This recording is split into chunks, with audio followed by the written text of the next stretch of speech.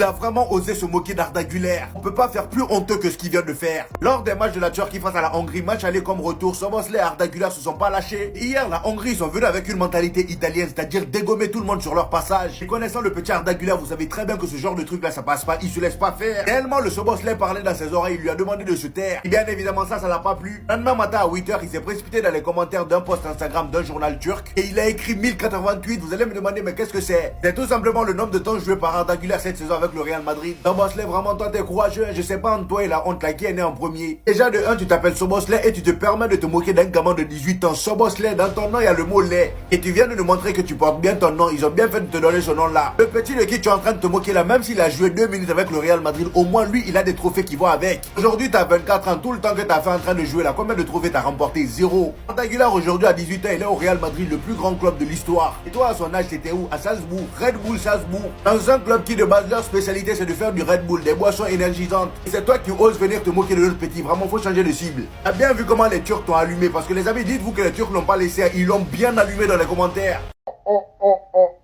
Les gars, ça y est, les petits ont grandi.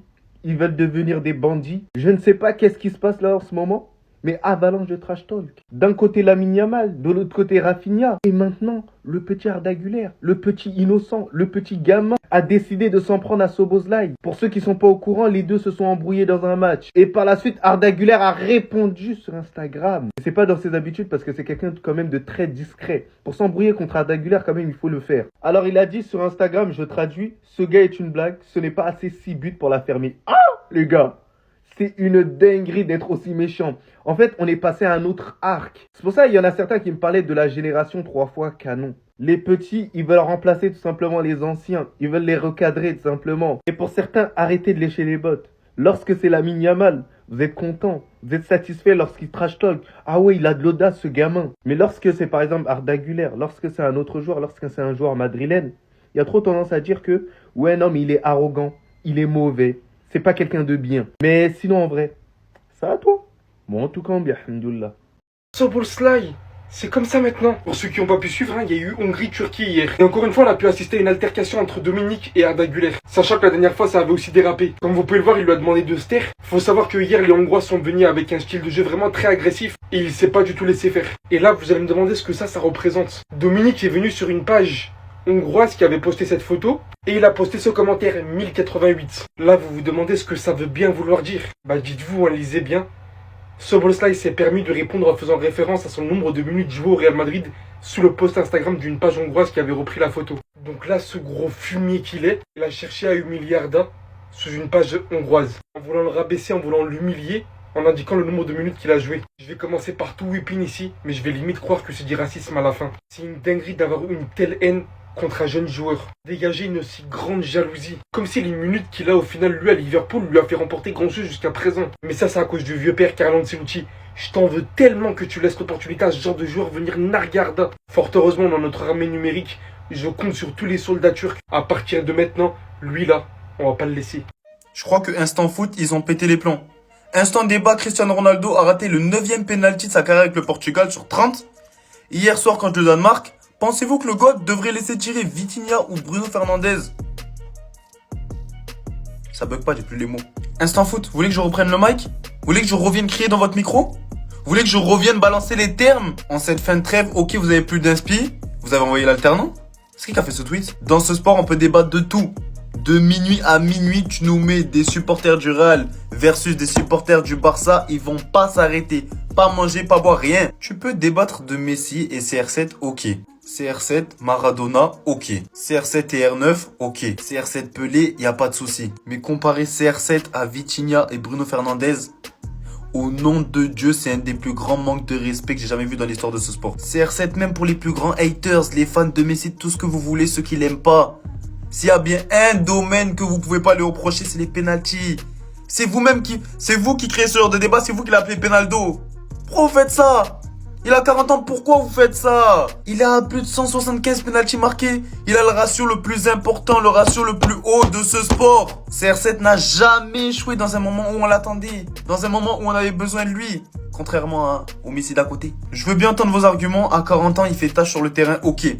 malgré le fait qu'il plante les buts que vos autres attaquants n'arrivent pas à planter. Comment osez-vous parler du quintuple ballon d'or? Même à 50, 60, 70 ans, il tirera mieux les pénaltys que tous vos attaquants préférés, c'est compris? Vos tireurs sans coraux qui font des sauts devant le ballon qui arrivent quand même à louper. Ça part en cacahuète. Là, c'est Rafinha, en interview avec Romario. Je vais vous traduire ce qu'ils sont en train de se dire parce que bon, ils parlent en portugais, brésilien, vous connaissez. Les gars, c'est officiel. Le football a changé. Là, Rafinha, il parle en tant que brésilien. Ils sont en train de parler du match face à l'Argentine ce soir. Regardez ce qu'il va dire. Oui, ce soir, je vais marquer. Et on les... Voilà ce qu'il s'est dit dans l'interview. Rafinha, c'est devenu Conor McGregor. Tous les Brésiliens qui passent chez Romario, ils disent des dingueries. Rafinha, à propos du match face à l'Argentine ce soir, a déclaré: il faut les tabasser sans hésiter sur le terrain et en dehors s'il le faut. Je vais tout mettre pour marquer, qu'ils aillent se faire En Argentine, il faut vraiment frapper, faire mal. Ce sont des bip. Peut-être qu'il y en a, vous pensez que là, il est hautain parce qu'il fait une bonne saison. Faut savoir une chose, l'Argentine et le Brésil se détestent. Sur et surtout en dehors du terrain. Il y a une histoire très ancienne. Il y a eu beaucoup de débordements entre les fans et les supporters. Là, c'est rare. Mais ce soir, je suis pour le Brésil. Ce soir, je suis pour Rafinha. Ce soir, je suis pour mon capitaine. Va falloir te dire parole, mon gars. R11. Ce soir, il marque. Ce soir, il éteint l'Argentine. Et ce soir, c'est la guerre. Merci Rafinha, tout le peuple français est derrière toi là maintenant. Il a dit des dingueries et il faut pas manquer ce match entre le Brésil et l'Argentine. Je vous explique là tout de suite. Alors Rafinha, il a parlé très français, trash talk à mort. Alors il dit, je cite, c'est ses mots à lui, il faut les tabasser sans hésiter sur le terrain et en dehors s'il le faut. Donc c'est sûr qu'il y aura de la violence dans ce match, c'est sûr et certain, et on connaît la rivalité entre les deux pays. Et ce qui a changé ce Rafinha, c'est qu'il a cette capacité et ce leadership et il ose parler même avant les matchs. Il a dit qu'il allait tout faire pour marquer là aujourd'hui et qu'ils aillent se faire foutre les gars. Vous imaginez les gars? Et il finit par le fait qu'il faut vraiment goumer les Argentins et que ce sont des connards. Les gars, vous imaginez? C'est une dinguerie d'avoir dit ça. Il s'en fout. Alors c'est pas à moi que vous allez dire non Abdé arrête, ça se fait pas, il a insulté. Non, je m'en fous. Le trash talk, je kiffe ça. Et dans le football, ça doit être inculqué. Donc ce match-là, pour rien au monde les gars, pour rien au monde, je veux le louper les gars. On va se la foutre et on va regarder ça en bien. Mais sinon en vrai, ça va toi? Montre-moi bien, alhamdulillah. Ah, Rafinha, faut te calmer, faut faire attention, faut faire doucement. C'est des méchants là-bas, c'est pas des gentils, c'est pas des enfants de cœur, c'est des sorciers, c'est des bandits. Vous avez tous très bien vu ce que Rafinha a pu dire comme quoi ils vont tabasser l'Argentine en dehors et sur le terrain s'il le faut, qu'il va marquer et il les insulte quoi. Rafinha, je t'aime bien mais c'est pas des gentils. Rien que le dernier match, ils sont allés se bagarrer avec l'Uruguay. Rien que le dernier match, ils sont allés faire la bagarre là-bas. Et faut voir les tacs qui se mettaient, ça me faisait peur. Pourquoi j'ai besoin de te parler d'eux? Je pense que tu les connais déjà assez. Certains jouent même à l'Atlético. Tu vois, j'ai besoin de te parler de De Paul. J'ai besoin de te parler de ce boucher de De Paul. Tu vois qu'il va pas se prendre un malin plaisir de te faucher. Sans oublier les catcheurs de Paredes et Romero. Je pense ne pas avoir besoin de te parler de Molina et du fils de Cholo. J'ai pas besoin. J'ai pas besoin de te parler de ça, tu les connais mieux que moi et tu joues dans ton championnat. Franchement, Rafinha, on a des titres à gagner en club. Donc s'il te plaît, la prochaine fois, calme-toi. Là-bas, c'est des méchants, c'est pas des gentils. Moi, je veux pas qu'ils partent avec ta cheville, ça va me faire mal. T'as un ballon d'or à aller chercher. Enfin bref, sinon vous les gars, vous en pensez quoi? Comme nous sur ta personne, on s'ennuie. En fait, l'insolence de cette nouvelle génération m'empêche de dormir. À seulement 17 ans, il est capable de répondre à ses détracteurs. Regardez, hein. Voilà le post Instagram de Lamine Yamal. Et voilà ce qu'il met. Non, mais ce mec, c'est trop un bandit. C'est un bandit. Son propre compte, il se permet de répondre. Des anciens. Lui, ça fait longtemps. Il a joué partout. Il a joué au Real. Van der Vaart, il était limite là à l'époque de Van Basten. Ça date. Yamal, rien à foutre. Van der Vaart a critiqué le fait que Yamal joue avec son short baissé. Il marque contre la Hollande, pays de Van der Vaart. Et voilà comment il célèbre. Et voilà son post Instagram juste après. Génération maudite.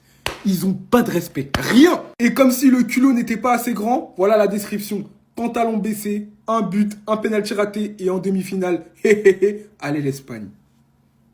Que voulez-vous que j'ajoute après ça?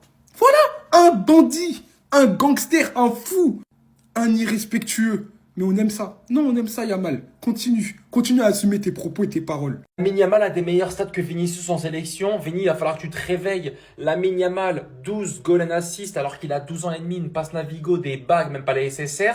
Vinicius, 32 ans, 11 goals and assists. C'est pas normal, il a 19 sélections en moins. On se rend compte du génie. Il c'est là que je me dis, Lamine Yamal, il a ruiné tous les records de précocité d'Mbappé. Par exemple, la Coupe du Monde de 2018, Mbappé 19 ans, Lamine Yamal à l'Euro avec l'Espagne, 14 ans et demi. La vie de ma mère que Lamine Yamal, il était beaucoup plus impressionnant. D'ailleurs, le mythe de Mbappé, il avait 17 ans en 2018 alors que c'est en 98, bon. Il a l'audace à son petit âge de se foutre de la gueule de Van der Vaart. Un pantalon baissé, un but, un penalty raté en demi-finale. Hé hé hé, vamos España. C'est le crack de cette décennie. Ça va péter ce genre de match, ça va péter. Mais mettez pas Mbappé, mettez Désiré Doué parce que ça sera un match Doué-Yamal. Yamal, s'il te plaît. Pas contre nous. T'as vu les dernières à l'Euro, l'enroulé pleine lucarne, la fin sur Adrien Rabiot, l'enroulé mignon, il peut rien faire. À ton âge, tu peux pas faire ça. Laisse-nous tranquille. Tu nous as fait chier pendant l'Euro. Laisse-nous tranquille. Nasser, les drahams, les chèques, l'espèce, les ribs, fais ce que tu veux. Mais ce bougla, s'il te plaît, laissez-les remporter la Ligue des Champions avec le Barça. Il remporte tous les trophées avec le Barça. Comme ça, il a des envies d'ailleurs. Nasser, s'il te plaît.